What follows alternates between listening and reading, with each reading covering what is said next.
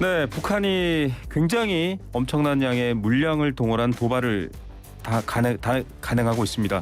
이런 도발에 대해서 과연 어떤 의미가 있는지 어떻게 대응해야 되는지 전문가와 이야기 나눠보겠습니다. 동국대 북한학과 김영현 교수 연결해서 이야기 들어봅니다. 교수님 안녕하십니까?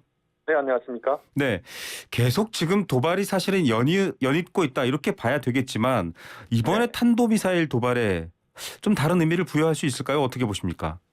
그렇습니다. 이제 오늘 탄도미사일 발사는 좀 차원이 다른 겁니다.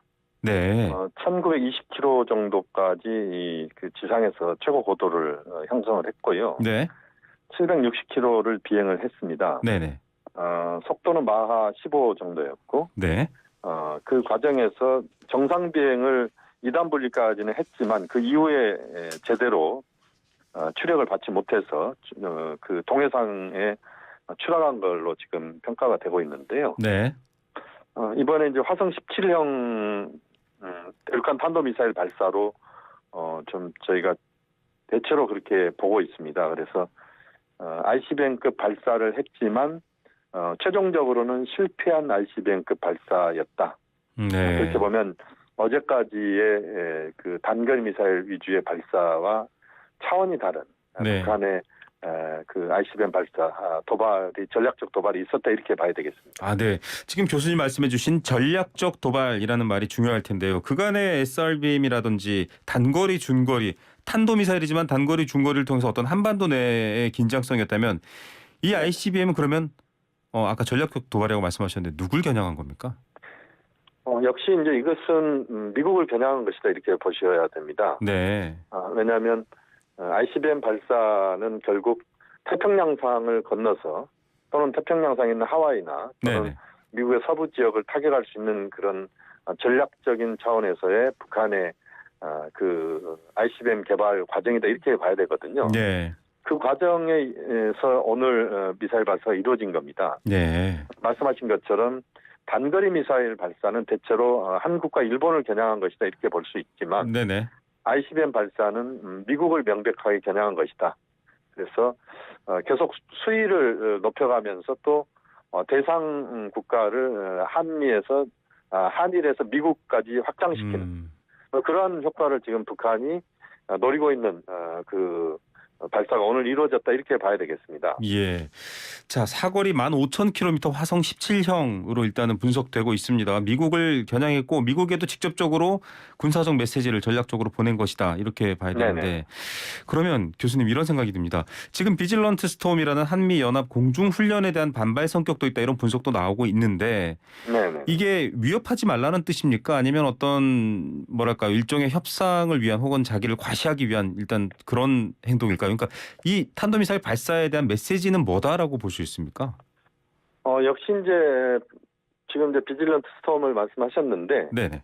북한 입장에서는 비질런트 스톰을 포함해서 한미 동맹 또 한미일 군사 협력이 활발하게 이루어지고 있다고 하더라도 네. 북한의 행동을 막을 수 있는 그런 능력은 못 갖추고 있는 것 아니냐 이제 이런 그 메시지입니다. 네. 다시 말씀드리면 앞으로 전개될 북미 관계랄지 또는 한반도 정세를 풀어가는 데 있어서 네네. 북한이 끌려가기보다는 북한이 미국을 끌고 가겠다. 네. 이런 차원에서 강력하게 자신의 이미지와 또 자신의 입장을 보다 강하게 부각시키는 예전 같으면 한미 군사훈련 동안에는 북한이 도발하는 경우가 거의 없었습니다. 예.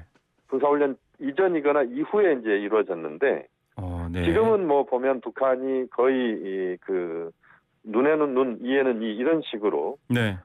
굉장히 그 미국을 의식하지 않는다는 그런 제스처를 취하면서 행동을 하고 있거든요. 예. 그렇게 보면 북한이 역시 지금부터 앞으로의 한반도 정세를 풀어가는 데 있어서 밀리지 않겠다는 그런 의지가 굉장히 강하다고 봐야 되겠습니다. 예, 북한이 상황을 자기네들에 유리하도록 끌고 가겠다라는 것. 앞서도 네네. 교수님 지적해 주셨던 것처럼 한미의 대규모 훈련 기간 동안에는 도발을 하지 않았다. 사실은 이게 우발적이라도 충돌이 일어나게 됐을 경우에는 굉장히 상황이 커질 수 있지 않습니까? 그걸 그렇습니다. 많은 국민들이 우려하시거든요, 지금. 저도 지금 이제 우려스러운 부분이 이런 겁니다. 북한이 어제 보면 단거리 미사일 발사를 했고 네. 또 NLL 이남 수역에 공해상으로 발사를 했습니다. 네. 울릉도에서는 이제 공습 경보가 내렸고 네. 이런 경우는 이제 우리 국민들을 굉장히 심리적으로 위축시키겠다는 그런 의도가 분명히 있는 건데 네네. 지금 상황에서 보면 북한의 이런 행동이 결국 전체적으로 보면 한반도 정세를 풀어가는 데 있어서 또 지금의 국면들을 풀어가는 데 있어서 북한이 의도하는 대로 끌고 가는 네. 뭐 그런 것들을 이제 북한은 지금 계속 그 행동으로 옮기고 있다 이렇게 봐야 되거든요. 예. 예, 교수님, 우리 군이 일단은 F-15K 전투기, F-16 전투기를 동원해서 상응하는 조치를 했습니다. 우리 해역 NLL 이남에 떨어진 만큼 그쪽 북쪽 해역에다가 정밀 폭격을 했는데 바다에다가 네네. 이런 대응이 어떻게 적절했다고 보십니까? 물론 이제 그 대응이 평상시 같으면 그 대응은 엄밀하게 따지면 우리도 이제 9.19 군사합의를 위반한 것이다 이렇게 볼 수도 있습니다. 그러나 어제 북한의 행동들을 보면 동해, 서해 뭐 몇 군데서 동시다발 또는 거의 뭐 시차를 두고 대남 무력 시위를 했다 이렇게 봐지거든요. 네. 그렇게 보면 우리로서도 비례의 원칙에서 이제 국방 당국은 이제 행동을 한 거다 이렇게 보여지는데 네. 한 번쯤은 저는 북한의 미사일 발사에 대해서 남측의 의지를 표현하는 방법도 저는 필요하다라고 보고 있습니다. 그래서 예. 어제 세 발을 이제 공대지 미사일을 네네. NL 수역 공해상 이북 쪽으로 쏜 거 아니겠습니까? 네네, 그렇습니다. 그것은 현재로서는 그 정도의 대응은 우리가 할 수 있는 부분이었다 이렇게 평가를 합니다. 말씀이 나오신 김에 여쭤보면 이제 이렇게 되면 9.19 남북 군사 합의, 군사적 긴장을 특히 휴전선과 접경 지역에서 완화시키겠다라는 이 합의 사실상 무용지물된 것 아니냐 이런 평가 나오거든요. 어떻게 보십니까? 그 부분은 이제 북한이 의도하는 부분이라고 봅니다. 북한이 의도하고 있다. 북한이 예 그렇습니다. 이제 북한이 최근에 보면 해안포 사격이랄지 이런 것들을 완충 수역 안에다 쏘는 경우들이 있었습니다. 네. 명백한 9.19 합의 위반이고 어제 NLL 이남 수역으로의 미사일 발사도 마찬가지입니다. 네. 우리도 물론 대응을 했지만 그러나 결국 이것은 이제 북한이 9.19 군사 합의를 무력화시키면서 한반도의 군사의 긴장에 그 모든 군사의 긴장은 남측으로부터 지금 만들어지고 있다 이런 식으로 지금 분위기를 끌고 가려고 하는 부분들이거든요. 예. 그렇게 보면 지금으로서는 이제 9.19 합의에 대한 그 무력화에 대한 우려가 분명히 있습니다만 그러나 9.19 군사 합의가 갖고 있는 상징성뿐만 아니라 그것이 갖고 있는 실질적인 부분에 있어서 중요한 의미들이 있기 때문에 9.19 합의는 계속적으로 유지시키는 것을 우리가 목표로 해서 남북관계를 풀어가야 된다고 봅니다. 북한의 의도에 말려들지 말아야 된다 이런 말씀으로 들리네요. 그렇습니다. 예, 그렇다면 지금 이제 국민들께서 걱정하시는 것, 이제 전문가들이 보는 정세 분석이 아니라, 뭐 이런 사이렌이 울리고 또 어제 저희 방송사에도 재난 방송 문자가 요청이 왔습니다. 약간 오타도 섞여 있었지만 다급하게 이제 공습 경보가 왔는데, 국민들께서는 이게 좀 이런 경우에 어떻게 좀 잘 대처할 수 있도록 말 그대로 북한 도발에 대비한 국민 안전에 대한 대책 제대로 되고 있나? 어제 울릉군에서도 뭐 공무원분들만 좀 대피를 하시고 이런 상황이 보도가 됐거든요. 이거 좀 정비해야 됩니까? 교수님 어떻게 보세요?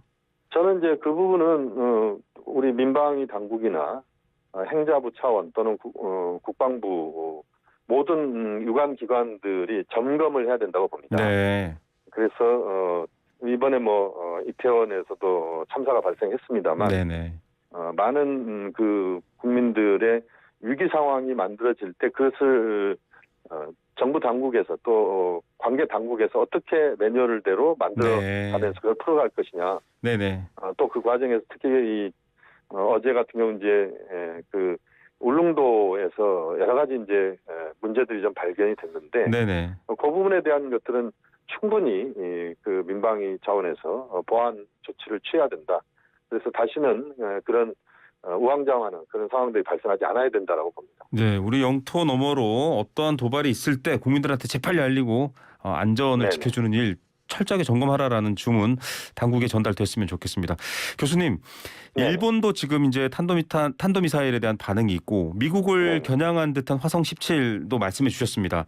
네. 한미일이 사실은 공동 대응하듯이 묶이게 되면 네. 상대적으로 북중로가 뭉칠 가능성도 있고 이게 말한 북한이 좀 의도하는 긴장 고조라면 이거 풀어내는 방법이 뭘까요? 이게 대화로 지금 이제 대화 제의 같은 걸로 가능할까? 뭐 여러 가지 답이 잘 없어 보이기도 하고요.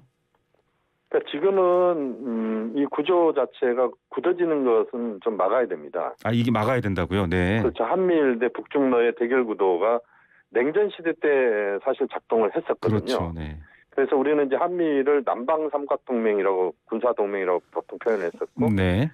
북중로를 북방 삼각동맹 이렇게 표현들을 했는데 네. 이것이 다시 재현되는 것은 바람직하지 않습니다. 네. 또 지금 상황에서 그 구도 자체가 만들어질 수 있는 상황으로 이제 가고 있는 건 좀 우리가 우려스러운 부분이긴 합니다만 네네. 어쨌든 우리가 한중 협력도 매우 중요한 것 같고요. 네. 또 한미일 협력도 중요하고 네. 그것을 통해서 한반도의 평화와 어떤 그 안정적 관리 이 네. 부분이 우선 중요하다 이렇게 보여집니다. 그래서 예. 지금 상황에서는 사태가 더 악화되지 않도록 관리하는 것이 중요한 것 같고 그 중에서 우리 한미동맹 근간으로 하면서 한중 협력도 모색하는 네. 그걸 통해서 현재 위기 상황들을 좀 톤다운시키는 것이 매우 중요하다고 봅니다. 근데 중국의 큰 행사가 있음에도 불구하고 북한이 도발을 했습니다. 보통은 중국의 뭐 인민대회라든지 전인대 이런 큰 행사 때는 좀 북한이 중국의 입장을 고려하는데 네네. 이번에는 그런 거 상관없이 막 도발했거든요. 우리가 중국을 상대로 뭔가 또 대화의 조성을 위한 노력을 해도 가능할까 이런 회의론도 있지 않나요? 그렇지만 어쨌든 지금 북한에 대한 지렛대를 그나마 갖고 있는 나라가 중국이라고 그렇죠. 봐야 되겠습니다.